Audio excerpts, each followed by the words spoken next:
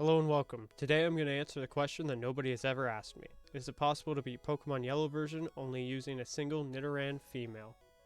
The rules I will be using for this run are the following. No items in battle and no glitches. Shout out to Mah-Dry-Bread for the inspiration with his series on his channel.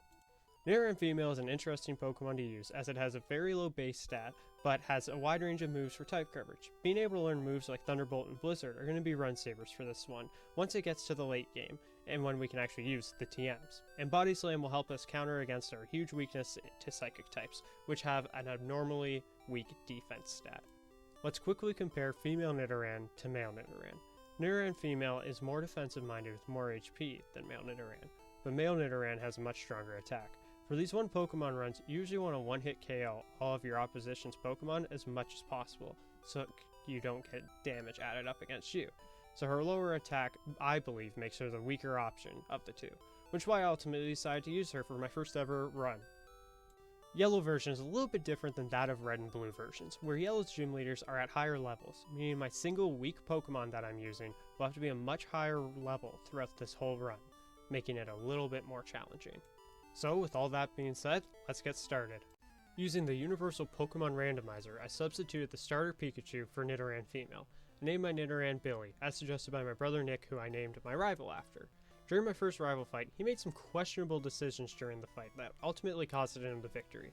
Instead of attacking, he simply decided not to fight back and constantly tail-whipped me, while I was at an extremely low HP.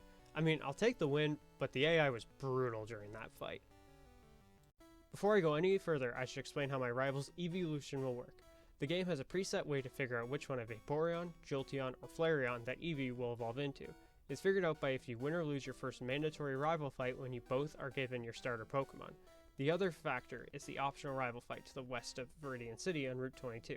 Since I figure his evolution won't affect the difficulty of the game, I opt not to fight him. This means that later on, his Eevee will become Flareon, the fire-type evolution of the three.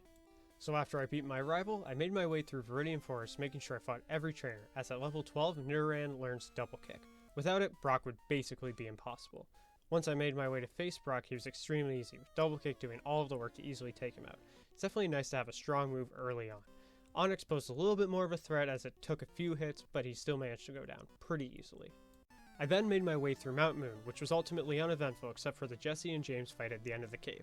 They are not difficult at all throughout this game, as they were just added to be a nod to the TV show. They have low levels and only ever have 3 Pokemon, so my Nidoran takes them out no problem at all. That should be the case really for the rest of the run, as they are pretty well a joke in this game. After I get through Mount Moon, I make my way to Cerulean City. I face Misty, the Water-type gym leader, and this is where I face my first bit of difficulty with the challenge.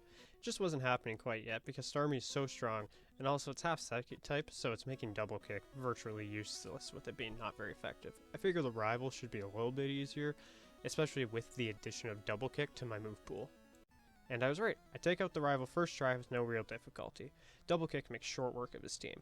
I make my way up Nugget Bridge to go meet Bill and grind up levels on the way to face Misty again. I don't anticipate being strong enough to beat her again, so if that doesn't work out, I'll go to the SSN and get the Body Slam TM, and then face my rival on there as well, and get cut while I'm there too. I take on Misty again, but it's definitely not happening. Her Starmie just tanks way too many hits. I try the strat to poison it with Poison Sting, and it just isn't consistent enough to get the win. I figure Body Slam will definitely make this a run saver for this part of the challenge. I then make my way to Vermilion City to aboard the SSN. On my way, before facing the rival and obtaining cut, I decide to grab the Body Slam TM. It's about double the power of Scratch, which will make the Misty fight extremely easy. It'll also make pretty much any other roadblock along the way easier, as Scratch just wasn't cutting it.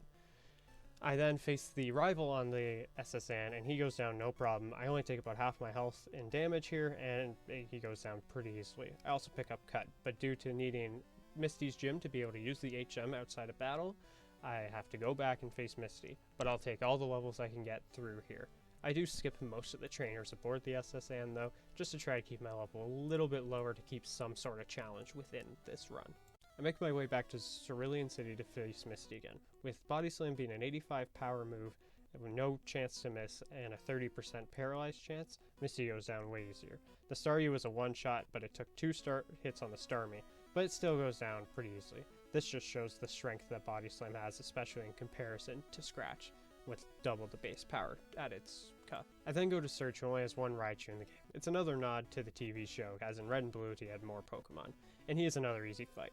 Definitely the second half of this game is where the challenge will lie though, although getting the Thunderbolt TM from Search here will be extremely helpful in the future against people such as Lorelei, Lance, and the champion at the very end of the game, as well as all the future rival fights. Definitely will help with the type coverage that Nidoran so desperately needs to have success in this game.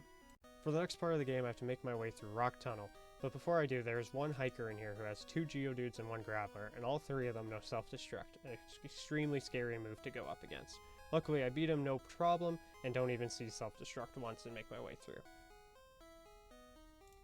Once I get to Celadon, I decide that I'll take on Erica before doing the Rocket Hideout. And again, Body Slam is a pretty powerful move here, so it takes out her team no problem. It was a little closer than I would have imagined though, as I was left with 4 HP at the end of the battle. Her team is stronger than that in Red and Blue, so it's more challenging. They definitely buffed the gym leaders in this game to make them a higher level than Red and Blue again. But I take her out pretty quickly. It was my first attempt, and I was pretty happy that I was left with 4 HP. Definitely was a little bit of a challenge there, and I was getting a little sweaty at the end of it. After Erica, it's time to do the Rocket Hideout. I again try to avoid trainers while I'm traveling my way through here, try to keep my level down, again, just to keep the challenge a challenge, really. After all, if I'm level 100, that would be way easier. I want it to be as tough as possible. Before facing Giovanni, I have to go up against Jesse and James again, but they're still really just a pushover. They don't pose any threat throughout this entire run, so they're pretty easy. I then go up against Giovanni, but he, again, isn't too bad as his whole team is super effective against Double Kick, and it just wipes them out. That's what happens when you have a normal type and 2 different types of rock types.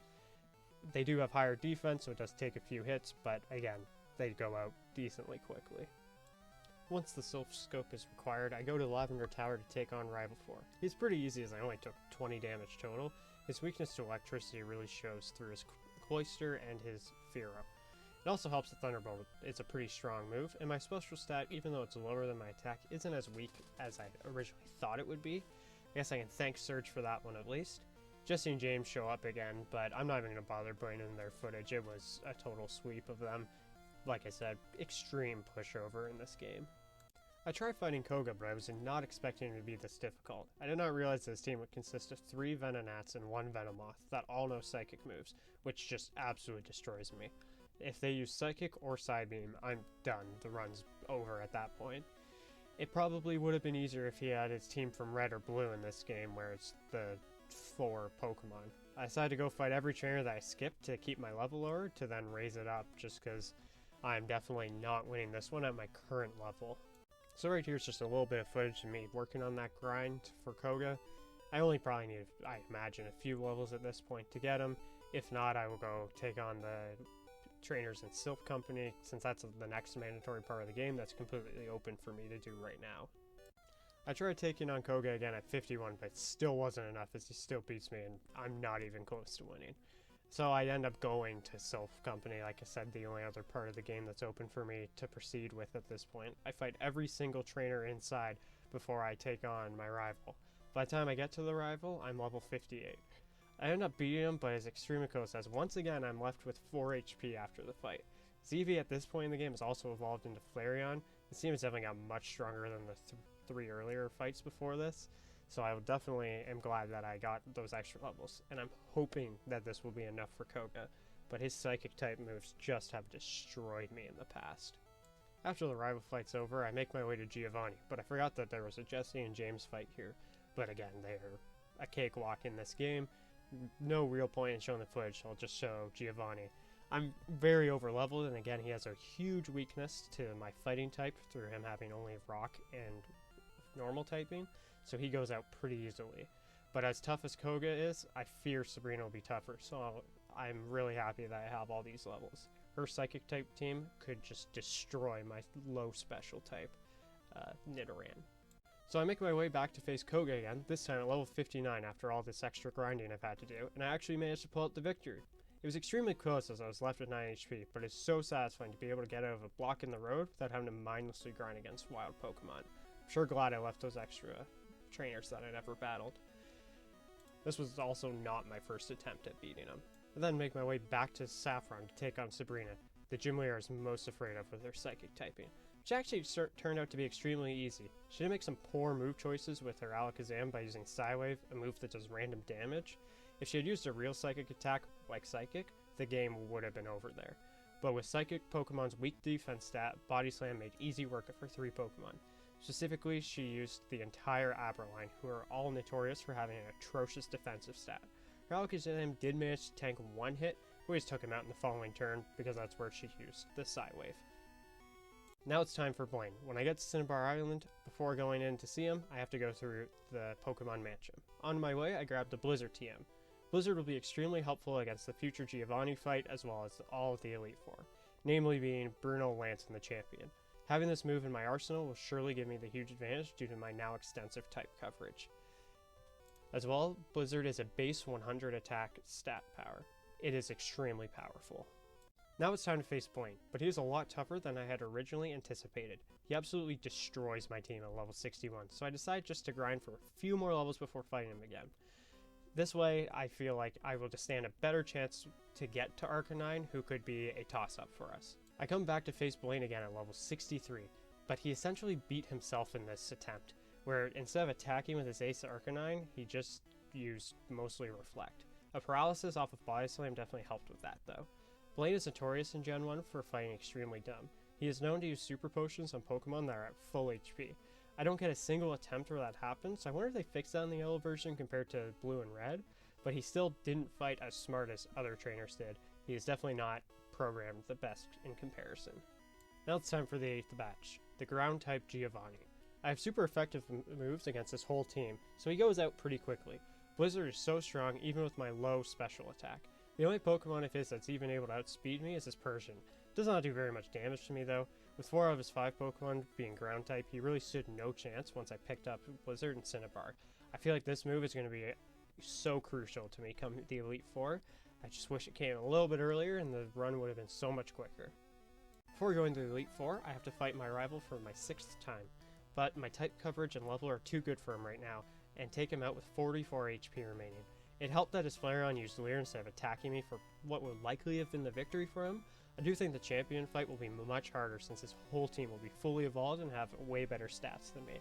But I'm sure with enough persistence and maybe a little bit of grinding, I should be able to beat him, and I'm hoping not at level 100, but you never know. Now that I've made it to the Elite Four, first up is Lorelei, the Ice Specialist. But Ice types in this game are usually pretty attached to the Water typing. Her whole team has a Water type as her dual coverage, except for Jinx, who's part Psychic. So my super effective Thunderbolt dealt with her whole team.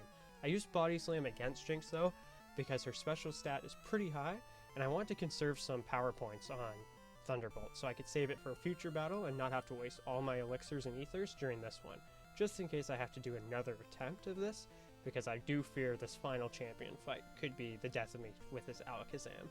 Second up in the Elite Four is Bruno, the Fighting Master. Managed to take him out without taking any damage at all. Blizzard dealt with both of the Onyxes, and Body Slam dealt with the rest of his team. Pretty easy fight when he doesn't fight back though. With his Onyx being ground type, he has that glaring weakness to my Blizzard. The rest of his team doesn't have an extremely high defense or special stat due to their very high attack stats. Probably using Thunderbolt or Blizzard would have been better against them, but again, I really want to save that PP because I do fear about the Agatha fight up next as well, because my Body Slam isn't even going to be able to affect her during it, because normal doesn't affect Ghost, and vice versa. Third up is Agatha, the Ghost Trainer. Like I said before, my normal move in Body Slam won't be very effective against her team, and by not very effective, I mean it won't affect them at all since it resists it. She's really scary with her super effective Dream Eater as well. To win, I need good RNG with her using poor moves, which I was able to get. I just merely took her out with 79 HP remaining, but this took a number of attempts. Her level 60 Gengar was very hard to beat when she would hit Dream Eater. How I managed to get the win was I got a few lucky Dream Eaters used on me when I wasn't even asleep. Sometimes this Gen 1 AI is just not the best. Last up is Lance, the Dragon type trainer in the Elite Four, but with Blizzard and Thunderbolt, his team stands no chance against me. I have extremely good type coverage against his whole team, so they go out mostly in one hit. Blizzard took out his Dragonite, Dragonair, and the other Dragonair no problem. Thunderbolt made quick work of his Aerodactyl too, which is the only one that was able to outspeed me. Before I go into the next fight though, I do use 4 of my 4 rare candies that I picked up during the run, just to give myself a chance against the champion. He is who I fear the most right now.